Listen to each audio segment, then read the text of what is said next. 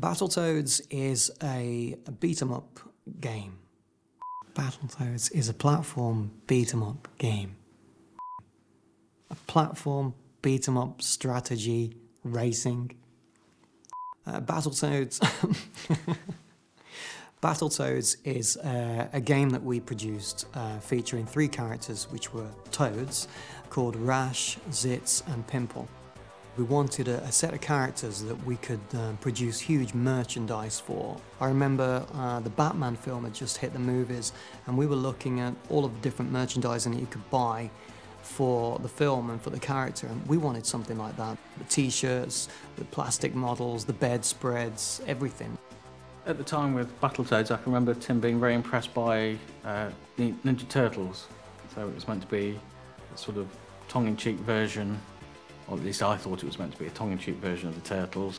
So it's kind of a typical example of Rare's looking at what was popular and then kind of putting our spin on it, kind of amping it up, making it a bit more edgy, a bit more kind of violent. We went through all kinds of ideas and names. I think I was going to call them the amphibians at one time, but we ended up with Battletoads and that worked. I wanted it to look kind of Disney-like, but I wasn't anywhere near a good enough artist for that, so we came up with a few different gimmicks, and we had the hands expanding and the foot turning into a huge boot. I think the ability to be able to transform limbs rather than carry actual weapons around, that's what made them unique. I think if you picked up the original NES version of Battletoads now, I think you get a bit of a shock, because it was a very precise, very difficult game to play. Back then they were kind of quite short games, so one way of getting more kind of playability was to provide the player with a decent level of challenge. Mark, who was leading the software effort, was like a really talented player, so he'd set the general difficulty level around what he was good at. He made it so difficult, and you had to be precise to the 100th of the second when to press the button on the controller. At the time we were avid game players, and it got to the point where I could do the turbo tunnel without losing a life. We even tried to do the last section with the really fast walls with our eyes closed, and we got really close to finishing it, but no one could ever do it. The reviews were quite complimentary on kind of not only how challenging it was, everyone liked it, but I think the variety of the levels was the key to how well it was received. Like on one level it would be sideways scrolling doing one thing, the next level you'd be on a rope going down a thing, then you'd be on a tunnel, then you'd be on some kind of like weird device, then you'd be on the back of a snake. It like jumped around all over the place. It was such a breath of fresh air in terms of the breadth of gameplay in it.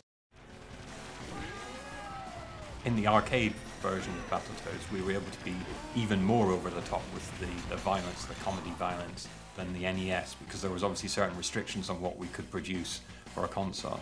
So we went as pretty much extreme as we could be, and I think that was to the benefit of the product. It took a long time to produce because it was all a new kind of game for us, but it was a fun one to work with.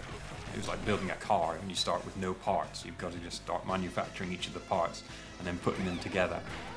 Chris Stamper started working on a board. He actually made the arcade board himself. Meanwhile, we had to write all the software. Well, I had to write all the software from scratch, so all the audio drivers, all the audio software, all the graphics software. There'd be points where we'd tweak it and we'd say, oh, the hardware is not fast enough here, we need to make some changes. And then he'd add that in, and then we'd change the software again. So there was really quite a bit of collaboration. Working on the arcade one was a great experience, and taught me a lot about a very different type of design, which wasn't all about let's try and keep the player playing for hours. It's literally, let's get the player on the machine, let's take some money off them, let's kill them off as quick as possible, but let's make sure they've had a good enough time so they want to put more money in. At the end of Battletoads Arcade, we had a boss called Robomanus that you tried to beat, and we were having trouble balancing the game, so it felt like you could beat him if you were on your own when you weren't that good, versus if there was 3 players coming in and, you know, really hitting him.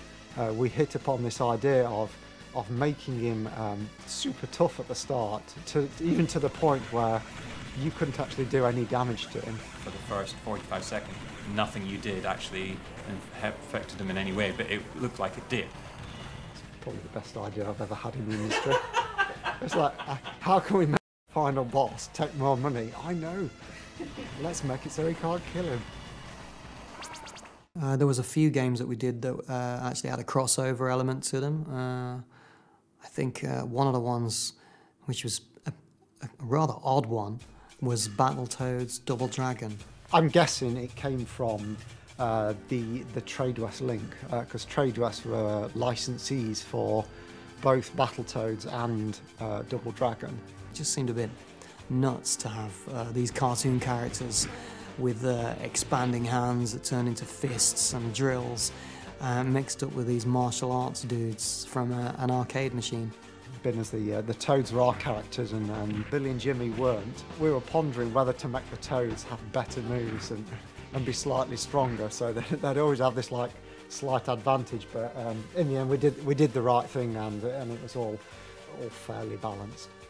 From Battletoads, I think we were going to try and do a spin-off game called Warhogs with the character called Captain Pork. I think that was Tim's design.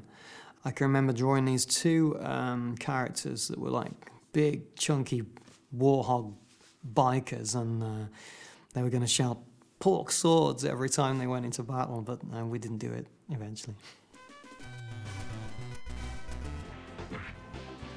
Battletoads ran over several different consoles. I think we had a Game Boy version, a Super NES version, an NES version, an arcade machine. We had a cartoon, so it's had a pretty good run of it, but I think it'd be quite a nice one to be revived. I'd always love to see a new Battletoads game out there. Maybe we'll make one.